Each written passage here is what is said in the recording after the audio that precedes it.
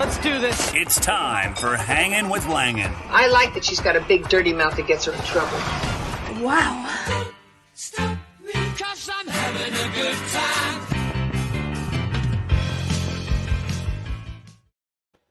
Ladies and gentlemen, you're hanging with Langan, the show that's fun, heart, and smart.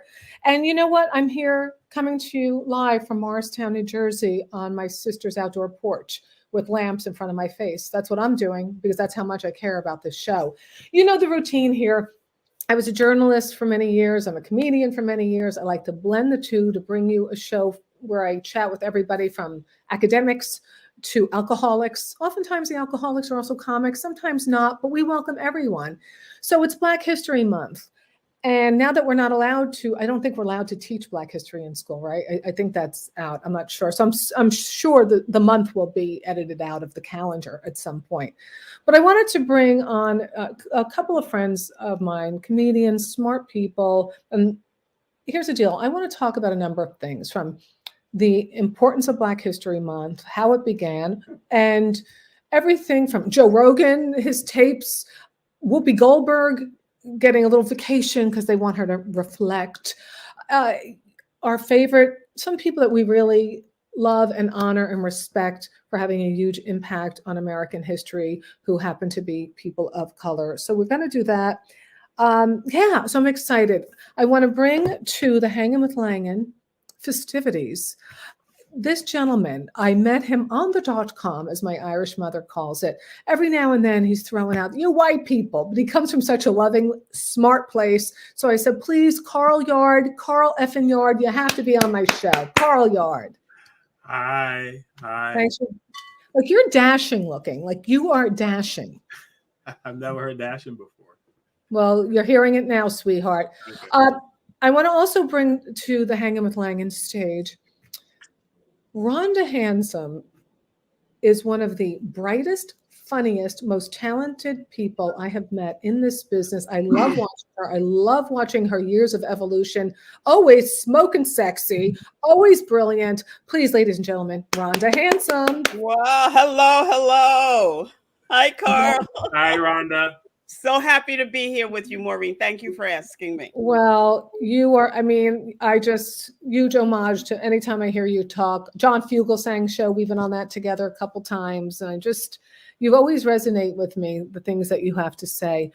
And the official Hanging with Langan, the token white guy. No, not really. I love this guy so much. You know him, the official Hanging with Langan historian, Professor Peter Bales, and also a comedian. Peter Bales. Oh, thank you, Maureen. It is so great to be here. First of all, I'm upset. You call Carl dashing. You call Rhonda smoking sexy, and I get nothing. You got to go away now. We have to put him away. I love power. This is power. Ladies and gentlemen, the sexiest man I've ever met in my entire life. If his wife was not within earshot, the things I would be whispering aloud to everyone. The official Hanging with Langan historian, Peter Bales. All right. Thank you very much. My fragile ego is okay now. Jesus, Mary and Joseph. All right, let's start with Rhonda. Black History Month. How important is it, or isn't it? For me, Black history isn't important at all. For me, it's all about white history. For me, it's all about how certain groups, certain ethnic groups became white. That's very interesting to me because it's something that Black people cannot do. Like for me, knowing that Italians were lynched and called slurs here, that Irish people were vilified and called filthy and were forbidden for intermarriage with white people, that Jews had to create their own recreation centers because they were kept out of country clubs, that they actually created the Catskills for their enjoyment. I don't really focus on Black history because I think Black history is American history, and it's very interesting to me how certain groups ethnic, or whether you think they're white, whether they think they're white, how they move into whiteness, and how Black people cannot do that. Well, just an aside, I'm going to go back to the whitest people I know, the Irish people. You said something about not being able to intermarry, and I don't know what that's about. So, do you know more about that, or I can research that? Of course. Yeah, I mean, around the 1700s, Irish people were only considered good for servitude. I mean, for decades after the 1700s, Irish people were only good for servants, and they were not. They would foul white American women if they intermarried. And I personally know that for a long time there was a contention for Italians and Irish even marrying each other. Oh yes. Oh and, yes. Yes. And I just find it fascinating that at some point all of these people got a white card. Yes. Yes, and very bad sunburns. Yes, I understand. Oh my God! Oh, I love. Oh, you know that is my favorite activity: watching white people sunburn. You know that. Oh, you won't. The only thing I like better is watching white people dance. I mean, that's my joy in life. Well, the Irish have sometimes the very red cheeks and the red skin. So I was at a makeup counter, and the woman said, "Oh, we could get that red out of your face." I go, "What other people do you say we can get the color out of your face?" I mean, what? Carl Yard, Carl Effin Yard. Is it important to you or not, Black History Month? Oh yeah, absolutely. I mean, I think Black history would help people understand why we are the way we are. Because I think a lot of people not knowing Black history can't understand why we are so, as people say, angry, but I like to say we're frustrated and a little angry. And why should we not be angry? There's lots to be angry about if you're Black and living in America. Mm-hmm. So people should understand the anger. And it would help people understand Black people don't like living in ghettos. They were forced to live in ghettos. Mm-hmm. You know what I mean? They don't like being poor. They don't like selling drugs. But when you're forced into a certain situation, that's what you do. I'm not giving Black people an excuse for selling drugs and all this stuff, but I'm saying there's a reason for it. And if you learn Black history, you would understand why things are the way they are. They couldn't buy houses before. They couldn't have businesses before. If they came up with an invention, they weren't allowed to have that. You know what I mean? They have to turn that invention over to the white person, and so the white person can patent it. And then all that money went to the white person, so that their family were able to build wealth, and the Black family got nothing. Yeah. So Black history is very important, so people can understand, why things are the way things are. I got to respond to Carl. He is so right, about the fact that the patents that were stolen from us are legion. But I think white people know what they did, and because they have just passed in South Dakota no CRT to be taught. It wasn't being taught, but now they're going, we're not going to have anything like this coming in here, even though, we never taught it in kindergarten, grade school, or... Right. And we'll get to CRT in a moment, because I really do want to talk about that and a couple of other things. And I want to get to Peter in a moment. Rhonda, when I was with you on John Fugel saying, just bam, you said this to me and it resonated so powerfully. We were talking about Black Wall Street. And you said, and such successful people moving on up. I mean, not moving on up, they're doing it successfully. And you said, if you want Black people to pull themselves up by their bootstraps, then stop cutting them off. Like every time and I just went, wow. Yeah. But it was just very powerful to hear. And it's also the way you were saying it. You get very passionate, which I love. Well, thank you, Maureen. I'm so glad that I can be effective in some way, because a lot of people talk about Black people like we have not had systemic racism from day one. You know, we getting through slavery was not the end of it. I mean, Jim Crow was not the end of it. All of this stuff is going on right now, and people act like, well, these things with the bootstrap, statements are utterly crazy. When you have no shoes, you cannot pull yourself up by your bootstraps. When you like Carl was saying, not just about the patents, but in every industry, in banking, in housing, in medicine, I mean, in all the industries, the systemic racism is the bottom line for Black people, and those who achieve it is against all odds. Well, and I want to get to Peter about this in a moment. First, shout out to my buddy Garrett Gregory. His comment, they grouped Irish, Italian, Polish, and German as white. So it was much easier to put white against Black. Oh, you bold this. Okay. Peter, how did Black History Month come about? Wow. What a great discussion already. For a historian. Wow, I asked a historian. Go ahead. Well, I am enjoying this. So much to say. I teach college undergraduates Introduction to American History.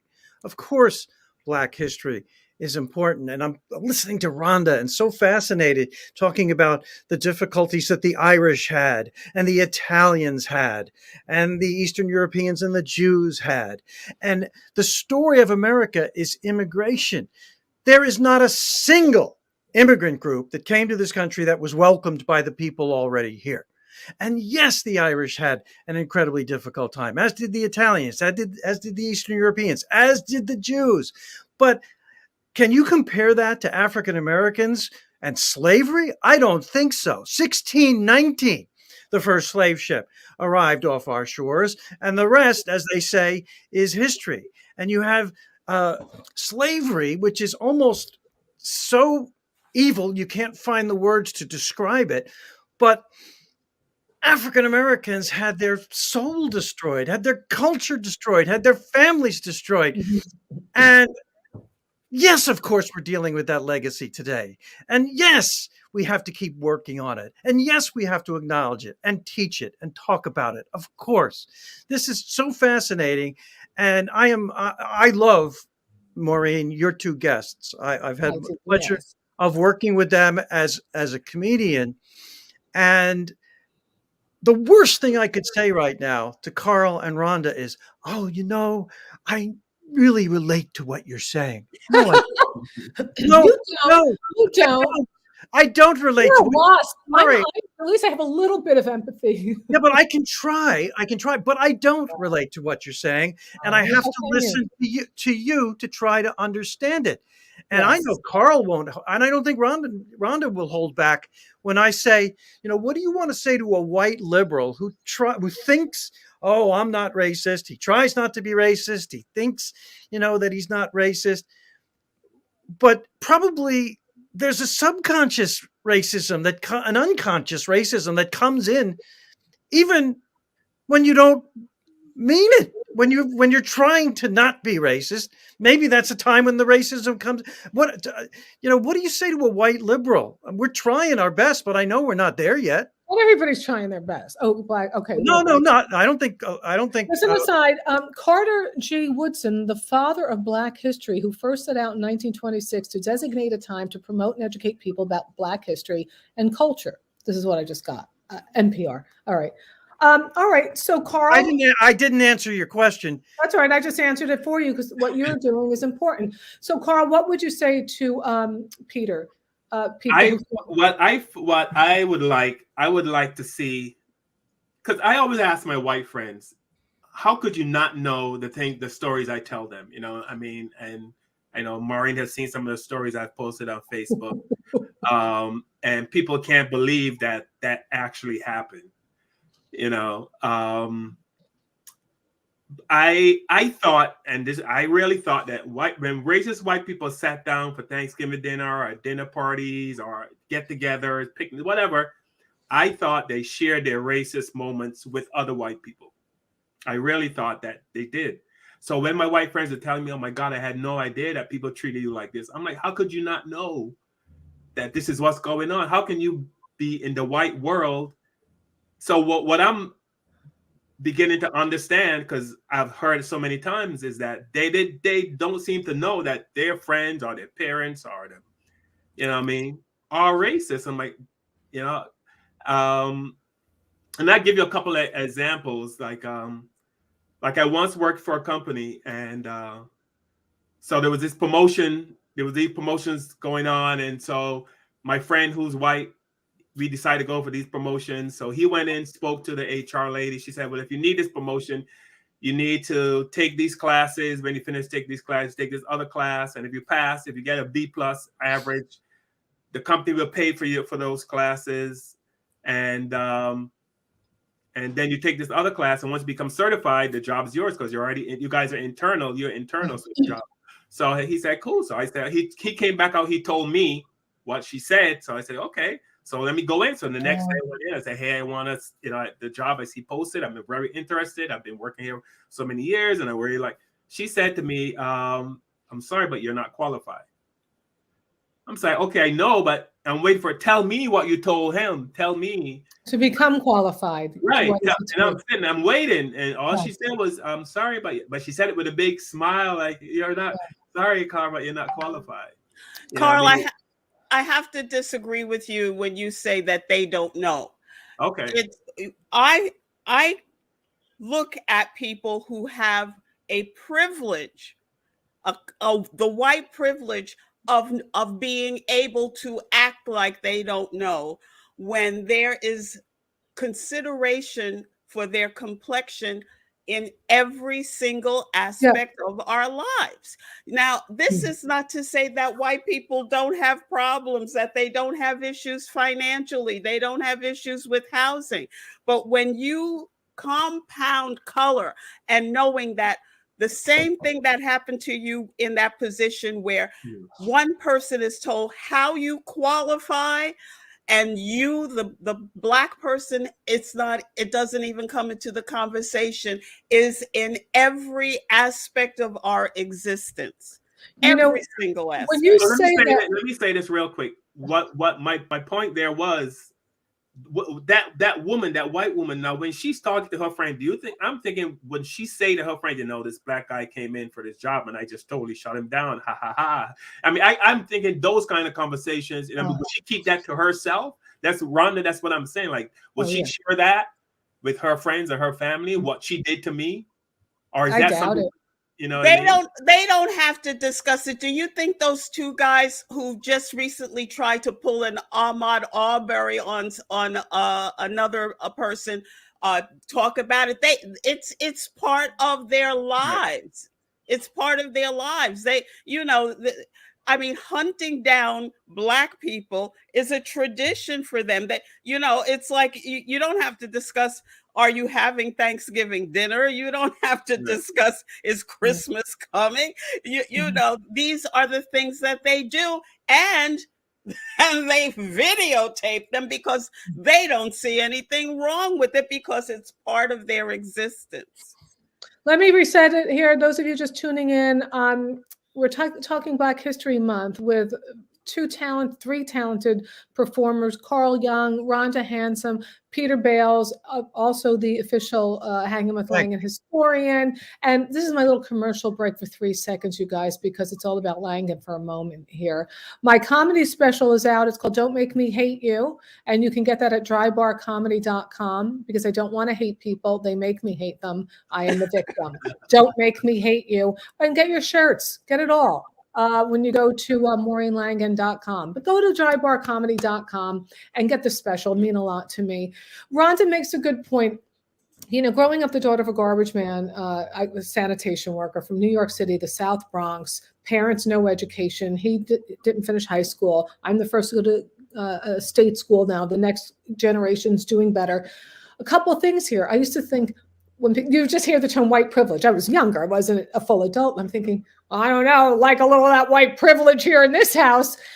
But as I was a kid, like, yeah, all right, yeah, just can't wait to go to Paris this summer. And you go to school and they go, where'd you go on summer vacation? You're like, oh God, we don't go on summer vacations. There's 6 of us. So we went to the sprinkler in the front yard. But when I understood that the term really meant just the fact that I look like this. I know, I went to a bathroom after a gig about 3 weeks ago in Midtown Manhattan. I just walked into this nice restaurant, walked straight to the bathroom. And I know damn well if it were Carl going in at that time to just go straight through, I guarantee you would have been stopped. And that's my white privilege. And I think that's on the basic level what you're talking about. You are absolutely right, Maureen. And the thing about it for me is that living with that constant, it's like a constant low-grade fever all the time, and you never know when the fever is going to spike, depending upon who you're interacting with. Is it a policeman? Is it a bureaucrat? Is it a doctor? I mean, the medical racism is rampant. I mean, Black women slaves are the basis of modern gynecology, and we were experimented on without even anesthetic, and not to mention consent. Well, I read a book. I grew up with Matt Polk, and he wants you guys to know not all white people are like that. They know that. Of course they know that, Matt. Of course they know that. They're talking about those who aren't and the disproportionate number who aren't, is my take on that. Black women were the first entrepreneurs selling their fruits and vegetables on the sides of the roads in early America, according to Gail Collins, The History of American Women. I could be wrong. She could be wrong, but I'm relaying that. Right. I want to talk to you, Peter. Rhonda brought this up, but I want to hear you as a professor. I'm in my sister's house right now, who is a teacher. I have a brother who's a history teacher. What is this critical race theory that has everyone? Critical race theory. Yeah. Are you teaching it? Go ahead. Am I teaching it? Please. It's a phony issue. Critical race theory is the idea that American institutions are inherently racist, that it's built in, and it has been built in for centuries. The reason why it's a fake issue is because when I'm teaching Introduction to American History and in lower grades, you've got to get the history out. You've got to get the facts out. You've got to get them to learn the basics. I can see a serious discussion of critical race theory in a graduate seminar, and it should be discussed. And it may darn well be that many American institutions are thoroughly baked through with bias. But tell me what they're teaching. Into grade school where nobody's teaching it, and you're trying just to get the kids to understand the basics, is just part of the culture wars, and we should recognize it for what it is. It's dog whistles from the Republicans. Maureen in the back, go ahead. I have a question, Professor Bales. Yes.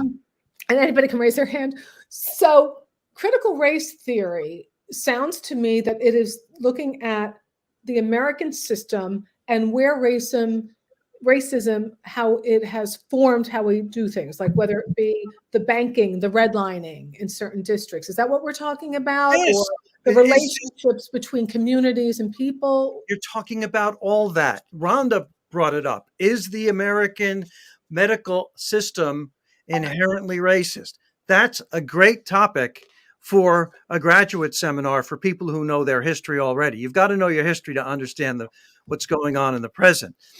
And banking, for goodness sake. And like Carl said, real estate. These are the institutions that are deserving of being examined in terms of critical race theory at a graduate seminar at Harvard and Yale or any other college. Montclair State. Now, Christopher Rufo is the one who came up with this as a device to divide and make the country crazy, and it has been incredibly successful. And when I think Rufo, what was he thinking?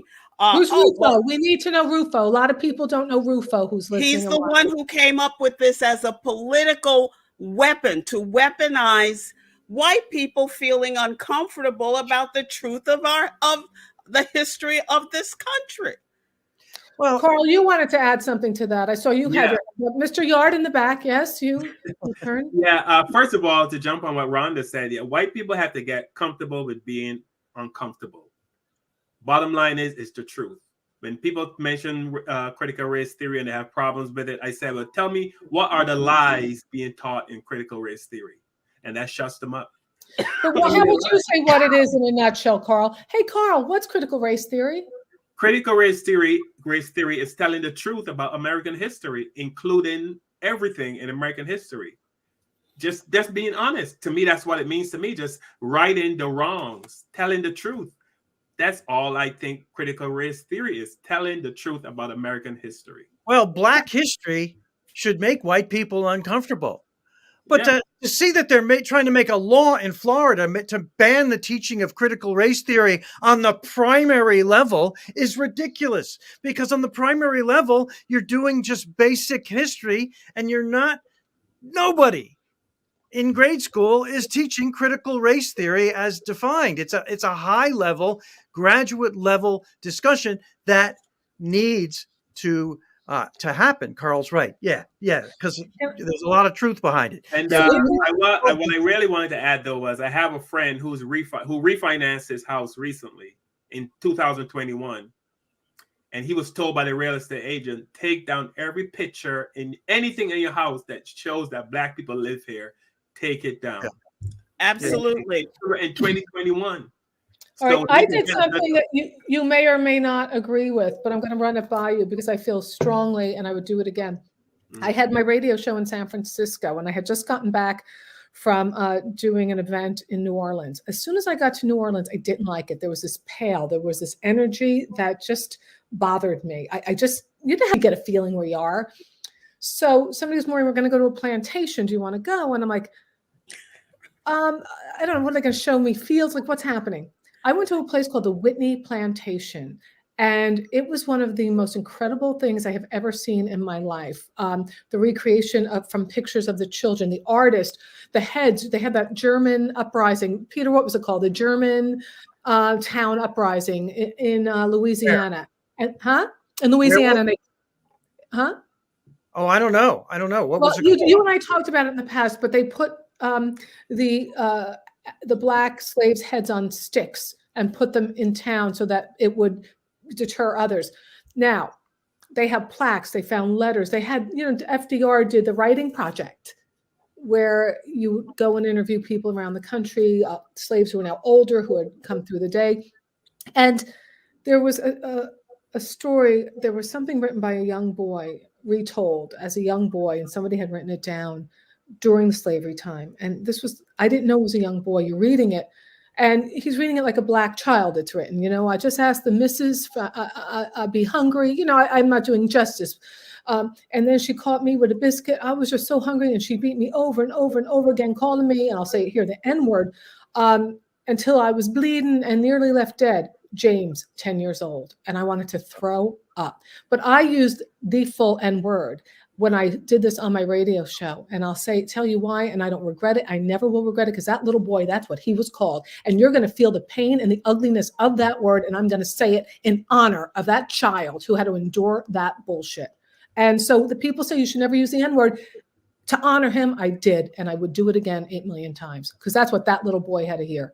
And I think in contexts like that, it matters. I think it really, because nobody said, hey, little boy, N-word to you, get that N-word out of here. The way they eviscerated that young child, that is why I did not like New Orleans, but I didn't know it until I knew it. The energy around that, I could feel it. I could feel the pain in the air. I could feel that. Anyway, that's my story. Do you agree or disagree that I should have used that word? I wouldn't use it. It was a quote from the child. It was his quote. I don't think white people can use that word in any context in 2022. Well, I would do it again to honor that child. Those were his I agree words. with the white guy. Wanda, is that me? Carl, do you think I was wrong? The thing about it is that, me personally, this is how I judge racist people and racism. If you are consistently, if you haul off and somebody says the N-word one time, I don't think it's right to call that person a racist and cancel them and they're done forever. We actually had this discussion on a show we did last night, the 5 Black Comics, and we talking about race. And the consensus was that if you're white and you use the word nigger, you are racist and you're canceled as long as from the time that words come out of your mouth. I didn't argue too much on it, but I don't think it. So I'm like, so there's no forgiveness. You know what I mean? What about in the context of quoting the pain of a young child, using his words and repeating them? So not because I want to use that word, because that was the word that young boy had to hear and the pain he had to hear. And I wanted to honor him, and I wanted to say it the way he had to hear it and the way he portrayed it. So to me, I was paying an homage to him. And I understand, but the way we look at it also is that that word comes with a lot of pain, is attached to religion, is attached to Jim Crow, it's attached to horrible things. And but I kind of understand, because I don't speak too deeply on this because I was not born here in America. I was born in the Caribbean, so I'm a kind of a transplant. So a lot of things that really pissed Black Americans off, I can understand how, but I don't feel it the way they feel it. You know what I mean? I understand it. You know what I mean? Like the word somebody calls me a nigga. I just don't like that, to hear it from you in that way. But I didn't, you know. And Rhonda was talking about this before, she was talking about the Irish. The Irish were called the N-word in the 19th century, evenly with African Americans. It's just, it's hard to imagine that, but signs all over New York City, Irish need not apply. Maybe I'm reacting as me, and as, you know, an Irish person, we're well aware of her ancestry. Your ancestors were called that in a harsh, mean way as well. It's hard to imagine today, but it's true. And I understand, I also am against Black people calling each other that word. I'm absolutely against that also. Well, I honored that young boy, and I pray wherever his energy or soul is gone, that, I don't know, it just sickened me just to read the words of a young child, to have to endure that. And I wanted people to feel the pain. I understand. You know, back then, white women were beating Black kids to death so much they had to pass a law to kind of to give white women the right to. They had to. They called it I forgot what kind of law. I don't know if Peter knows, since he's a historian, but there's a special law that was passed to make it okay for white women, something about disciplining. If the child dies while you're disciplining that child, then you're not responsible for the death. But they passed that law specifically because so many kids were being beaten to death by white women. They made up a law so white women can go to jail. I'm glad you brought that up, Carl, because a lot of people don't realize the huge percentage of white women who actually own slaves. They were given slaves as gifts. They were given slaves as wedding presents. They inherited slaves, and a very large percentage of them were slave owners. Not only were they slave owners, but they arranged sexual congress for breeding frequently, in addition to taking liberties with sexual liberties with Black men. Rhonda makes a great point. So smart. You make a great point, Rhonda. It was like around a year ago, I got a phone call from my brother, and he goes, "Have you seen the New York Times today?" And I go, "No." And he points me out a story, and apparently up at SUNY New Paltz, the college in upstate New York, they're taking a name off of several dormitories because back in the 1700s and early 1800s, these were slave owners. And people don't realize, everybody thinks slavery was only in the North. No, there was a lot more slavery and certainly discrimination as well in the North. But he goes, "Look at one of those names on the dorm." And I go, that's our family name. He goes, "Yes, that's our relative." Wow. That's our relative's name. It was Du Bois, is having his name taken off a dorm at SUNY New Paltz because he used to own slaves, and they were doing that to like 3 or 4 dorms and bringing the school up to 2022. And I said to him, "Well, how does that make you feel about our ancestry, about our roots?" And he goes, "Doesn't make me feel good. Didn't make me feel good either.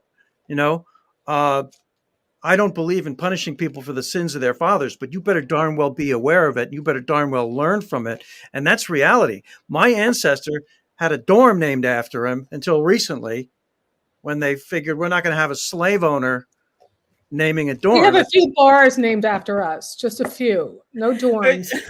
But you're absolutely right, Peter. The Jesuits admitted that so much of the property that they had came from the money that they made from supporting the slave trade.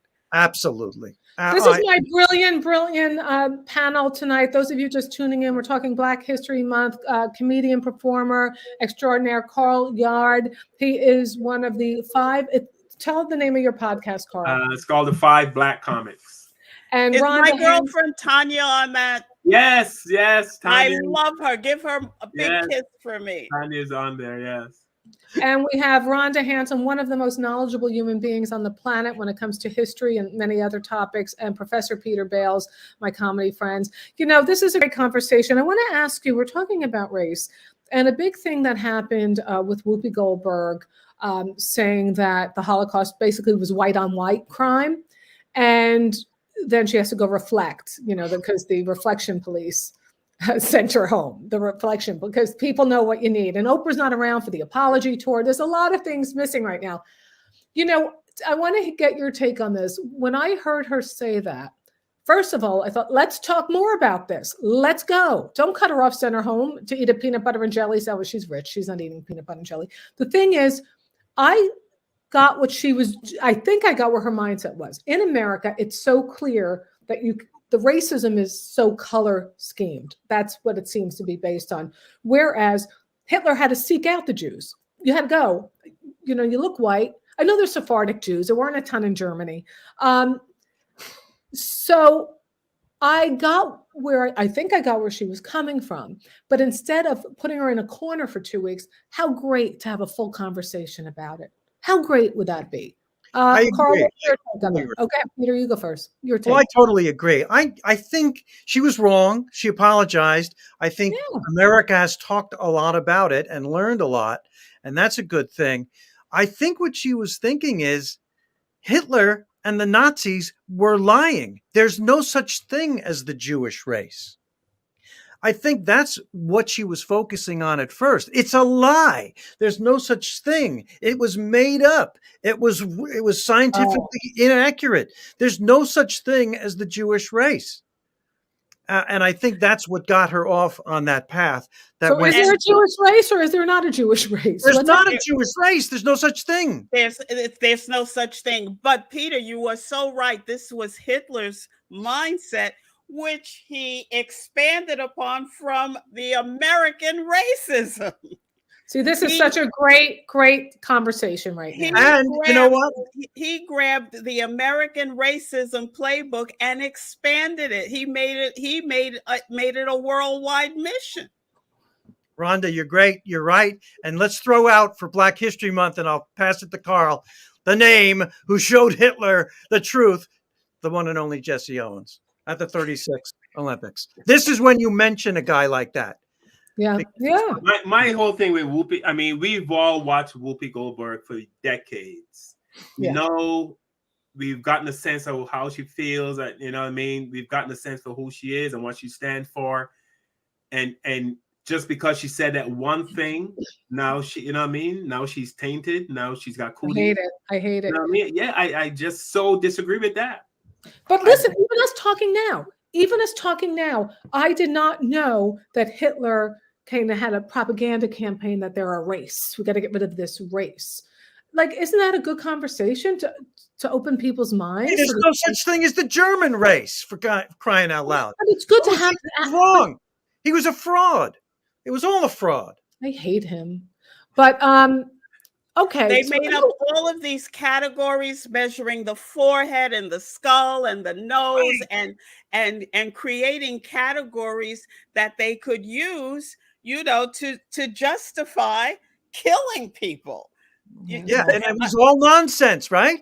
was all nonsense nonsense. that came out of expanding on the American experience of racism against Black people. But of course, all the arguments that Southerners made in favor of what they called the peculiar institution, and they called it that because, oh, you're Northern, you'll never be able to understand it down here, what we do. And slavery can be good for Black people. All of their arguments were false and wrong as well.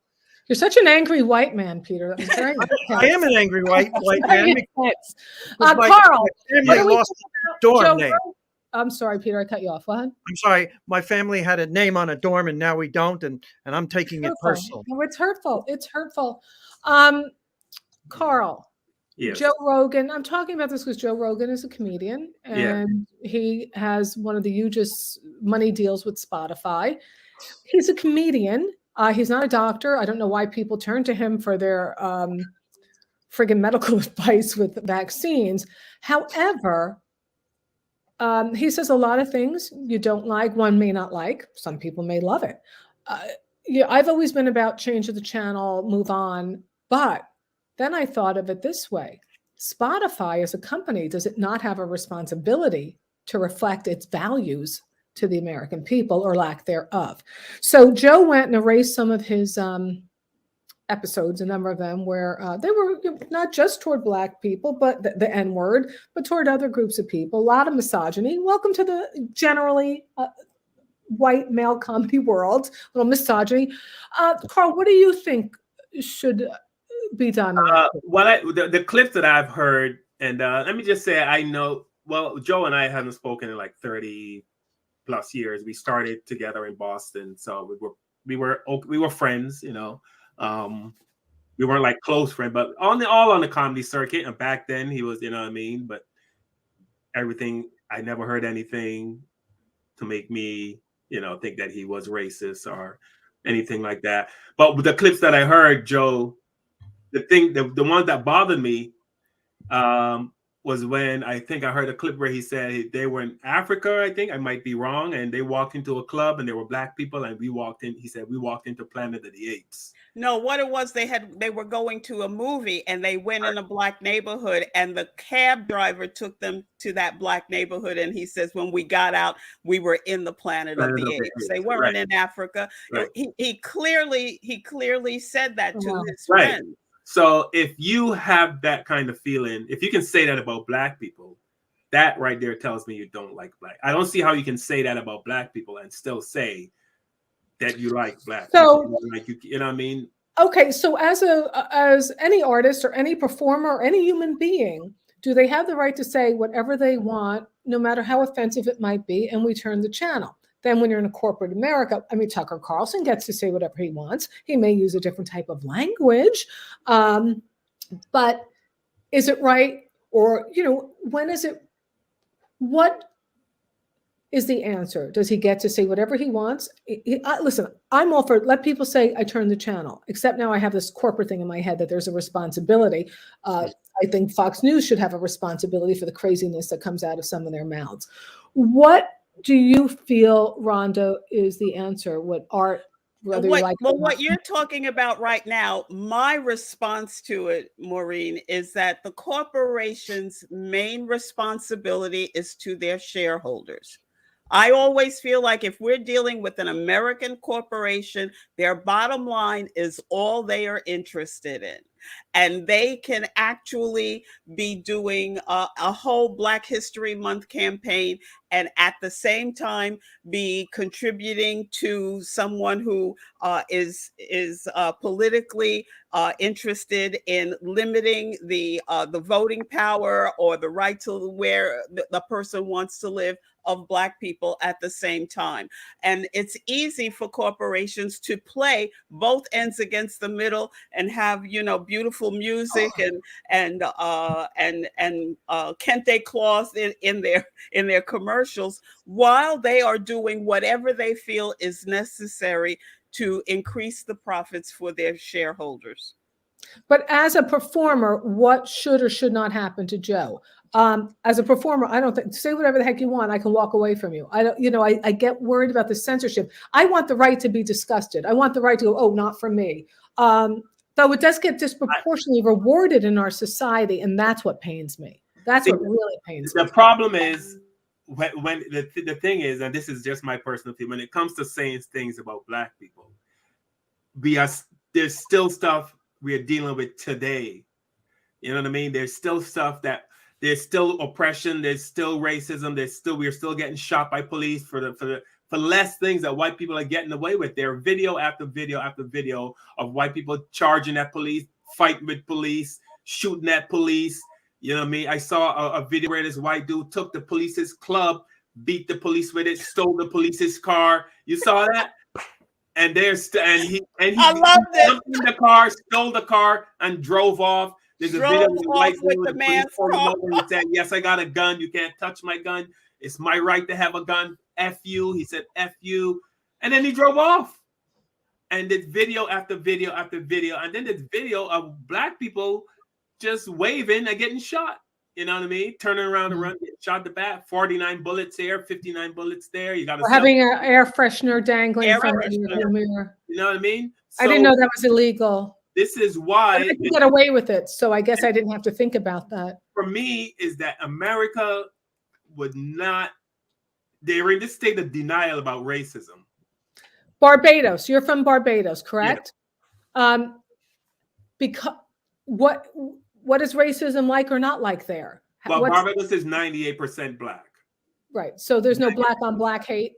there's a little bit of colorism, the light skinned Blacks, and the dark skinned Black, but not a whole lot, because there's 98% Black, 2% white, but the 2% white own 90% of the wealth. I was going to say, and I'm so glad that you mentioned that, Carl, because you know right now in Africa, the Chinese are barring Native Africans in whatever country they're in from going into restaurants in their own country. Yes, because they are the economic engine. They have been allowed the in these countries. I don't understand it. They've allowed them to walk right in and take over economically. Here's what they did. To the point that they can't even go to certain areas in their own country. Right. Where in Africa are we talking about? I think Zimbabwe might be one area. Well, I'll look. What did you say? Here's what the Chinese did. Is what not they're doing. They loan certain Africa countries billions of dollars. Loan them. Said if you can't repay us, we get to come in and take your gold mine. Right. We get to come in and take continent. Right. So but they are also they are promising economic development, but what they are doing is the development is for their factories or their transportation, their systems of however they are extracting minerals, and it's not for the entire country. It is for their economic development there, and in the meantime they are discriminating against Black Americans and Black Africans in China, kicking them out of hotels, saying that they were bringing diseases. People who had rented apartments were being turned out. I mean, it's unbelievable. Wow, I want to do more research on that. That's a pretty intense topic. That's incredible. I've heard of it. It's almost unbelievable. And what that proves is that racism is a worldwide problem, not just an American problem. Well, you know what? I want to do more research on that because that's an intense topic and I want to know more. Intense. But you know what? I want to wind this up, you guys, with positive. I want to talk about a person or an event that you feel really showcases Black America, Black Americans in the best way that we should be emulating it or just respecting. Peter, do you want to go? Well, I've been remiss in my historian duties, and I'd like to just say really quickly in one sentence, Black History Month started out as Black History Week around 1930 with historically Black colleges and Black organizations promoting that.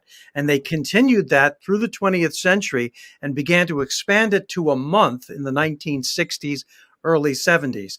And it was Gerald Ford, President Ford, probably more for political reasons than a deep commitment to civil rights, who officially recognized by law Black History Month in conjunction with the American Bicentennial. So let's get some history here. That, as bad as racism is and continues to be, I teach at a college where, when the college first opened, you couldn't imagine an African American girl and a white guy walking hand in hand across the campus. It would have been unthinkable. And now it doesn't turn a head, or nobody thinks about it. I know I'm a white guy and I'm saying, think about all the progress, but I'm asking Carl and Rhonda, can we acknowledge progress and still think about the seriousness of the problem that remains? I got to tell you, Peter, I don't know if that's actually progress, because white people are becoming a minority. And now, if you look at the commercials, there's always an interracial couple in every third commercial. And this is being pushed now to increase the dilution of Blackness, between flat Blackness and diluting Blackness. This is the attempt to keep white supremacy in power, because it dilutes the strength of people saying, look, it's been 400 years of oppression. It's time to turn this around. When you have that kind of dilution of the sense of the need for empowerment, it keeps white supremacy in a superior position. So you're saying, because, by the way, apparently I am the only person in America dating a white guy. I don't think anybody else is. I got the white guy, but so you're saying the fact that they put a Black man or woman with an Asian person or a white person, they're taking the strength away from it being a couple? Is that what you like, the strength of two Black people? Because that's too much to handle.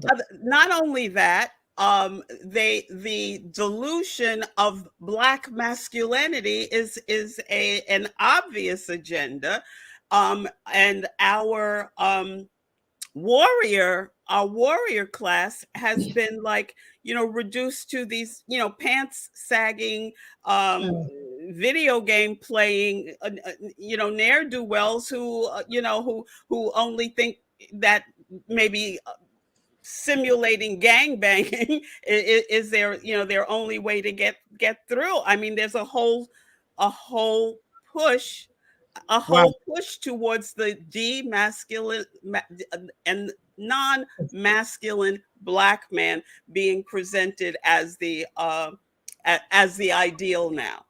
Carl, can you talk about the demasculization of the? Oh yeah, we did a whole episode on the 5 Black comics on Black men wearing dresses. Right. Right, we did, and we just feel it is just a way, because we are a threat. You know what I mean? When I walk down the street, I can see how people react to me. I can see how white people react to me. I can tell they're nervous. I make them nervous. I make them, look at me, sideways. You can feel it. Like Rhonda says, but when I leave my house, I get ready to deal with it. Has not been. I'm sorry I would look at you and go, wow, look at that guy. Oh, I bet you'd get side eye from me, I have to say. Last thing I want to say. First of all, Maureen, I would love for you to have us back. We're scratching the surface here. I know, Rhonda, and we got to wrap it. I want to end on some fun stuff here. Go. Rhonda, I always thought American assimilation was one of the things that we did so great. And the Irish assimilate, and the Italians do, and the Jews do, but they don't lose their native culture. Is Black culture going to be destroyed by more integration? We're going to have to talk about that. That's part 2. That's right. It's a good question. It's a great question. I want to talk about it because I feel like I was snookered by it. I was really taken in. I was bamboozled by the whole push for integration, because it meant that now, instead of Black people keeping money and society and philanthropy and in their own communities, we started putting all of our money into the mainstream without any of the benefits coming back to us. Very good point. Rhonda Hansome, one of the most brilliant people I know. Okay, I'm going to tell you what I like. I know we didn't go there, but I think Harriet Tubman is one of the bravest human beings that ever existed on the soil of the United States of America.